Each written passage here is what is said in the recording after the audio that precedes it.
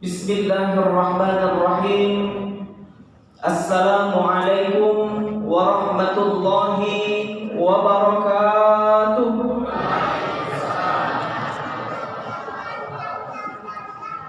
Alhamdulillahillazi anzala as-sakinata fi qulubil mu'minin liyazdadu imanan ma'a imanihim. Wassalatu wassalamu ala asyrafil anbiya'i wal mursalin wa ala alihi wa sahbihi rasulillahi ajma'in. Ashhadu an la ilaha illallah wahdahu la syarika lah wa ashhadu anna Muhammadan abduhu wa rasuluhu la nabiyya ba'dah. Allahumma salli ala sayyidina Muhammad wa ala ali sayyidina Muhammad. Qala Allah Ta'ala fil Qur'anil Karim, a'udzu billahi minasy syaithanir rajim. Bismillahirrahmanirrahim. Innama ya'muru masajidallahi man amana billahi wal yawmil akhir wa aqamas shalah wa ataz zakah wa lam yakhsha illallaha fa'asa ulaika an yakunu minal muhtadin. Shadaqallahul azim. Masyarul muslimin yang dirahmati Allah, yang kami hormati Ketua Masjid Babus Salam beserta seluruh perangkat, yang kami hormati Bapak Ibu para tokoh-tokoh masyarakat, alim ulama asatidz pandai yang ada pada hari ini, dan seluruh para remaja masjid, adik-adik, dan seluruh para jamaah kaum muslimin yang dirahmati Allah. Pertama-tama marilah kita panjatkan puji dan syukur kehadiran Allah Subhanahu wa Ta'ala atas segala limpahan nikmat yang Allah berikan kepada kita, sehingga pada malam ke-22 Ramadan ini kita masih diberikan keistiqomahan oleh Allah Subhanahu wa Ta'ala, kesempatan oleh Allah Subhanahu wa Ta'ala untuk tetap bersama-sama hadir di rumah Allah yang megah ini untuk melaksanakan kewajiban kita selaku umat yang beriman.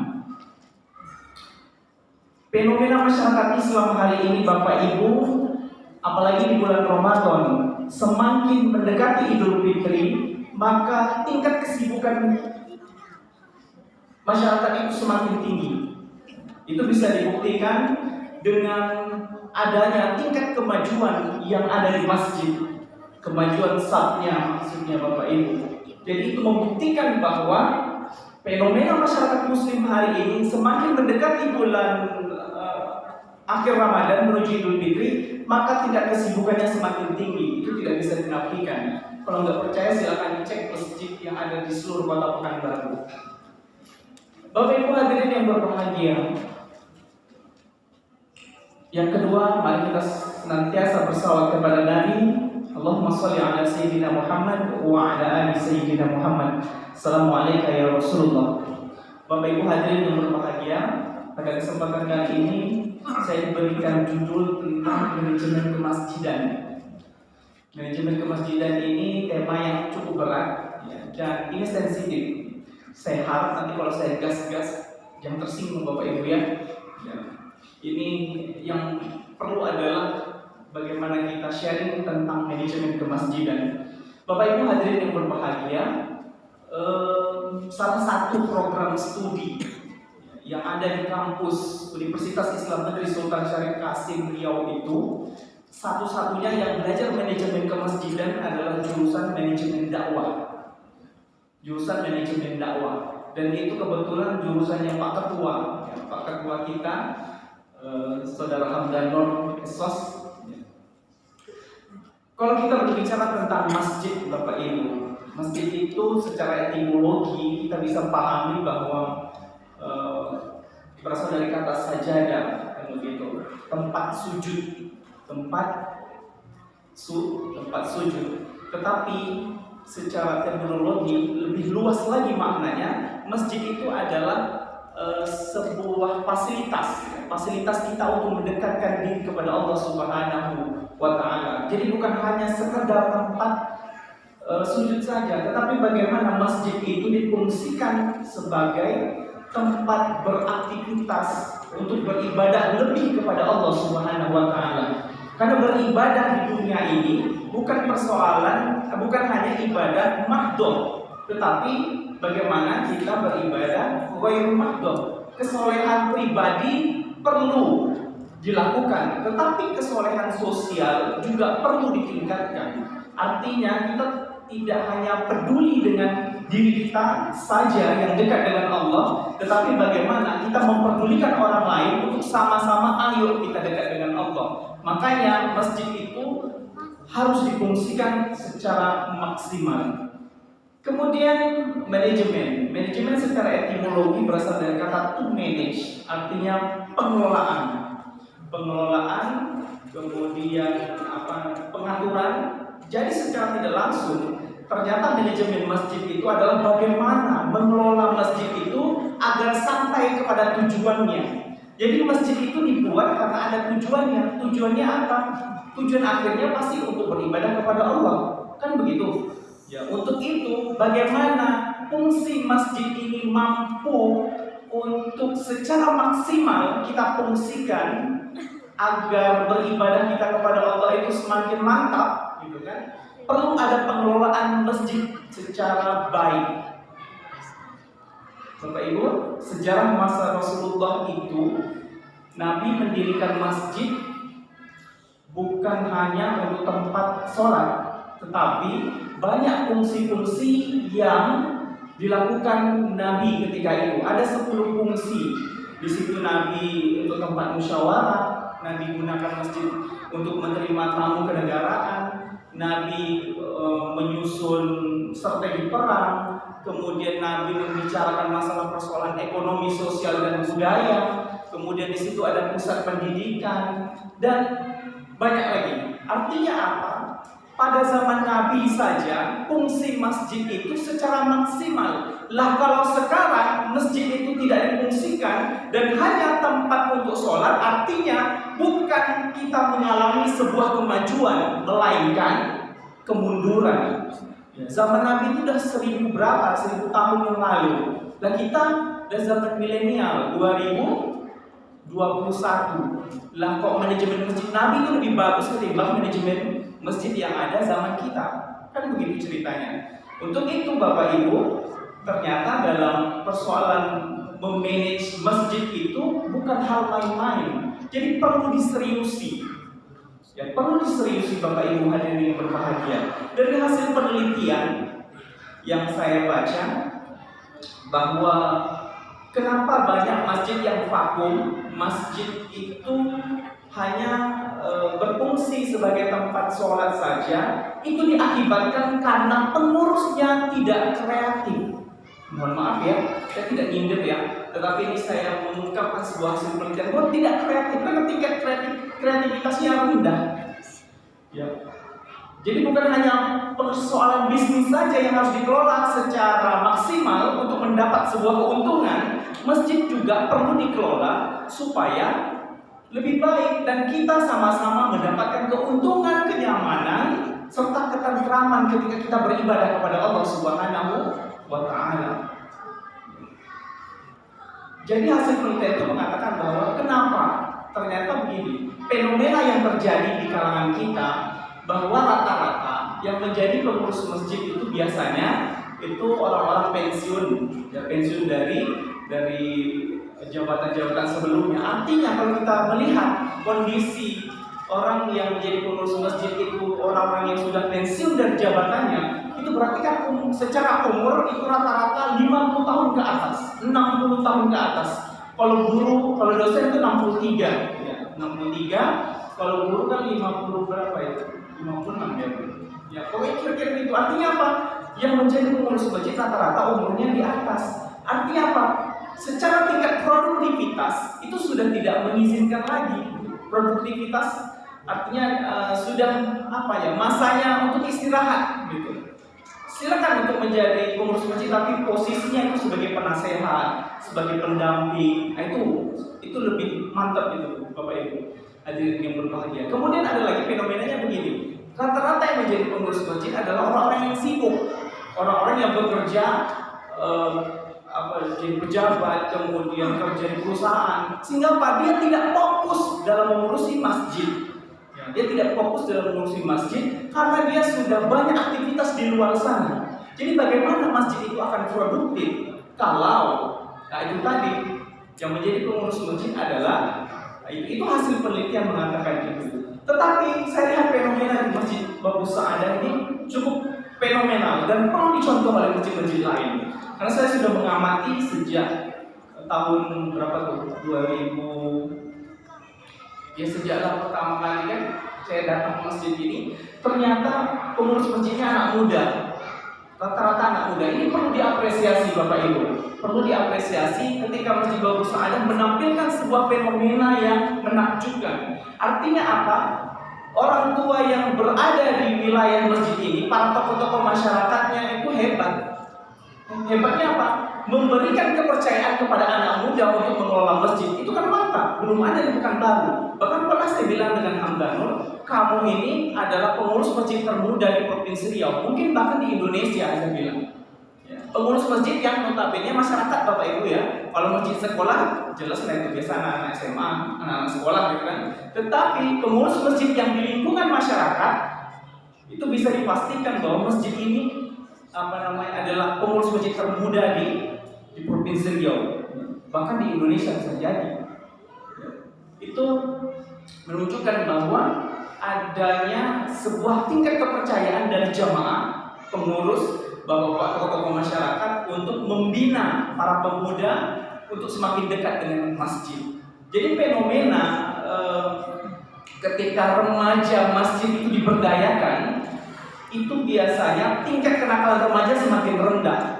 Jadi ada wilayah yang tingkat kenakalan remajanya tinggi, itu salah satunya penyebabnya adalah tidak diberikan ruang untuk berkreasi, ruang untuk beraktivitas oleh lingkungan masyarakat. Jadi tanggung jawab mendidik para remaja itu bukan hanya tugas orang tuanya saja, tetapi masyarakat juga harus ikut serta mendidik. Jadi kalau di lingkungan Bapak Ibu banyak remaja yang nakal, itu jangan disalahkan hanya orang tuanya saja. Bapak Ibu juga bertanggung jawab. Karena apa? Perkembangan anak muda itu yang pertama adalah di lingkungan keluarga, lingkungan sekolah, dan lingkungan masyarakatnya. Kalau masyarakatnya itu memberikan kepercayaan dan ruang untuk mereka berekspresi, diberikan kepercayaan, contoh adanya remaja masjid, kemudian dibuatkan kegiatan-kegiatan, mereka kan akan merasa bahwa mereka itu diakui, mereka itu merasa dihargai, mereka itu merasa bahwa mereka diayomi. Itu perlu dilakukan Bapak Ibu hadirin berbahagia. Jadi masjid ini bisa jadi contoh baik bahwa Bapak Ibu legowo gitu untuk memberikan kepercayaan kepada anak-anak muda untuk mengembangkan masjid ini. Ini sebuah apresiasi yang baik dan itu perlu dicontoh oleh masjid-masjid lain. Bapak Ibu hadirin yang berbahagia, dalam konsep manajemen masjid itu ada 3. Yang pertama adalah idarah. Idarah itu berhubungan dengan administrasi. Masjid itu juga punya administrasi Bapak Ibu. Jadi tidak sembarangan. Kalau masjid yang profesional ya, makanya hari ini kita harus mencoba beranjak daripada manajemen tradisional menuju kepada manajemen modern untuk mengelola masjid. Jadi idarah itu artinya administrasi. Masjid itu harus administrasinya harus bagus. Dari laporan keuangannya harus bagus. Kemudian surat menyuratnya juga harus bagus. Surat keluar, surat masuk itu semua harus terarsip. Kan begitu. Kemudian laporan transparansi anggaran, berapa yang nyumbang, siapa orangnya, kemudian dikeluarkannya berapa, itu semua harus jelas.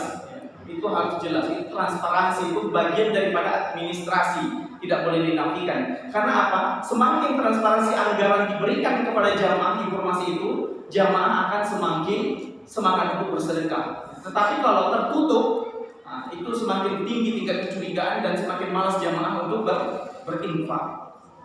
Itu psikologisnya begitu Bapak Ibu. Jadi secara administrasi itu penting. Bahkan masjid yang sudah maju hari ini, contoh Masjid Jogokarian itu yang bisa menjadi contoh untuk masjid di Indonesia. Bahkan ketika waktu saya ke Jogokarian, ada malah orang yang dari Malaysia itu studi banding ke situ. Maka mereka punya database berapa jumlah masyarakat yang ada di sekitar masjid, tahu berapa jumlah kakak, berapa jumlah masyarakat muslimnya, kemudian jumlah bapak-bapaknya berapa, anak-anaknya berapa, ibu-ibunya berapa, pekerjaannya apa, tingkat ekonominya apa, itu semua sudah ada database-nya. Jadi ketahuan itu, kalau misalnya masjid itu punya 100 kakak, anggaplah 100 kakak itu ada 5 orang, ya kan, 100 kali 5 sudah 500. Ketika dalam masjid tidak ada 500, berarti banyak warga yang hilang. Iya kan? Ya. Di sini berapa kakak, Pak Ketua? Ya. Itu bisa dicek, itu warganya hilang, itu kemana? Harus dicari. Ya itu contoh, artinya apa? Itu kita punya data statistik, itu bagus itu. Kemudian nanti yang sakit mana, nanti yang tingkat usianya itu berapa, nanti anak yatimnya berapa, itu semua database-nya sudah lengkap. Jadi itu masjid bukan hanya Pak RT yang punya data itu, bukan hanya Pak Lurah, masjid juga harus punya. Itu masjid yang mantap itu. Secara administrasi, sekretaris harus bertanggung jawab. Anda mengendalikan proses administrasi dengan baik. Jadi tugas sekretaris itu berat. Ya. Bukan tukang ketik-ketik saja, tetapi bagaimana memikirkan alur administrasi itu. Kalau saya bilang sekretaris itu adalah otaknya organisasi. Dia yang mengendalikan administrasi, ketua itu lebih kepada urusan di luar. Bapak Ibu hadirin berbahagia, itu yang pertama idarah. Yang kedua ada riayah. Kalau ditengok dari riayah, masjid ini sudah oke. Riayah itu artinya tentang pembangunan, tentang desain masjid. Ini masjidnya sudah nyaman sekali Bapak Ibu. Saya masuk ini menggigil. Ini tangan saya sejuk antara takut, gemeter atau memang AC-nya sejuk gitu kan. Ini kenapa riayah itu perlu? Ya, riayah itu perlu, pembangunan itu harus terus berlanjut.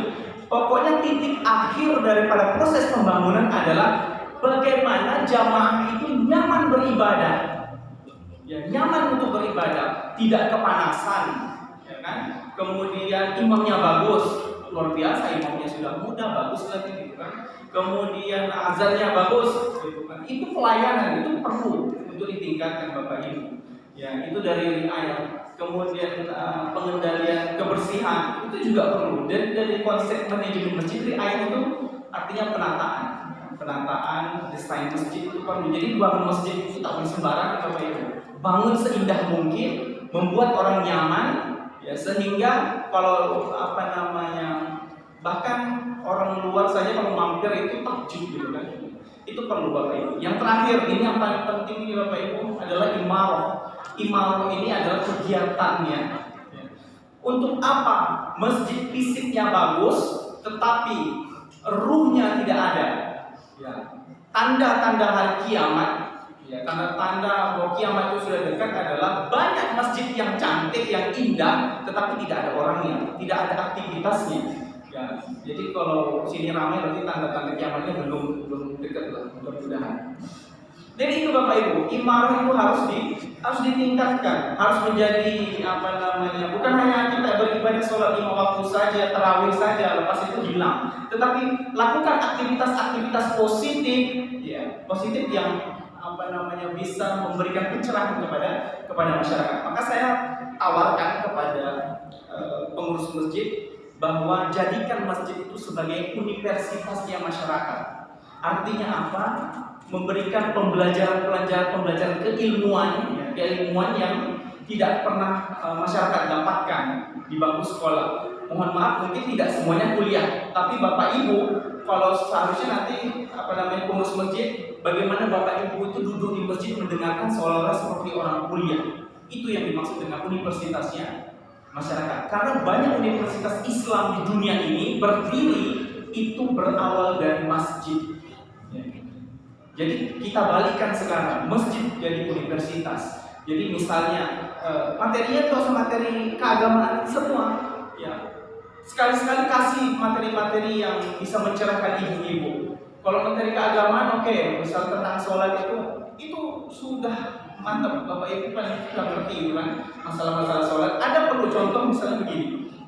Bapak Ibu menghadapi kondisi susah untuk mendidik anak misalnya.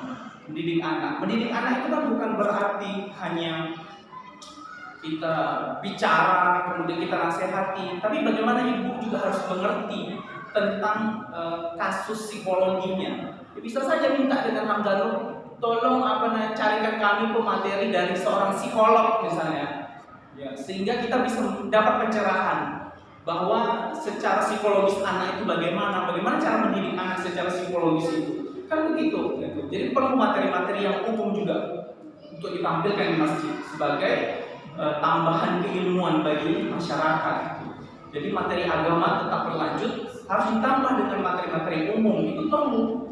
Kemudian nanti mungkin bapak ibu yang punya bisnis misalnya, punya bisnis susah untuk promosi, panggil nanti bidang IT, bagaimana cara promosi produk melalui e-commerce misalnya kan, elektronik commerce itu bisnis online, ya, cari pakarnya.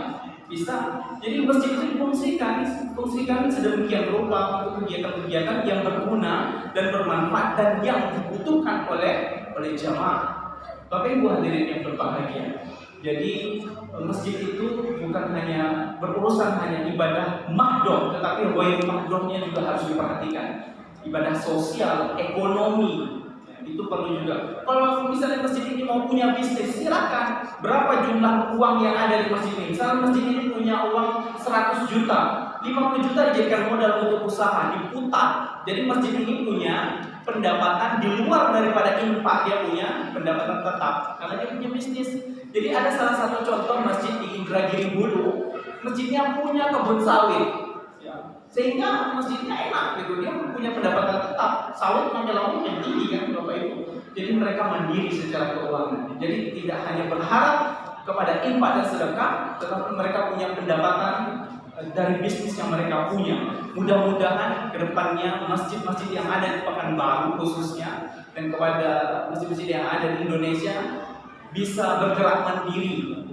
Jadi bagaimana masjid itu hari ini kita mencoba untuk bagaimana masjid memberi, ya. Tidak hanya masjid menerima, tetapi bagaimana masjid itu memberi. Tapi itu perlu untuk program dan perencanaan ke depan Bapak Ibu. Memang susah, memanage masjid itu memang susah. Tetapi kalau masjidnya sudah berhasil, masyarakatnya bisa dilihat itu pasti berhasil. Jadi kalau mau lihat masyarakatnya, saya bilang selalu bilang mahasiswa saya, kalau kamu mau melihat melihat masyarakat itu bagus atau tidak, kamu tengok masjidnya. Kalau masjidnya ramai, masjidnya itu masyarakatnya bagus itu. Ya. Bapak Ibu hadirin yang berbahagia, demikian yang dapat saya sampaikan. Terima kasih atas segala perhatian. Mohon maaf apabila terdapat kekurangan dan mohon maaf jikalau ada kata-kata yang tidak tepat pada tempatnya, dan saya harus menyampaikan ini sebagai inspirasi lah, sebagai inspirasi. Kalau nasihat itu tidak patut, saya tidak berhak untuk menasihati Bapak Ibu, tetapi saya berbagi pengetahuan dan pengalaman yang pernah saya lakukan. Billahi taufiq wal hidayah. Wassalamualaikum warahmatullahi wabarakatuh.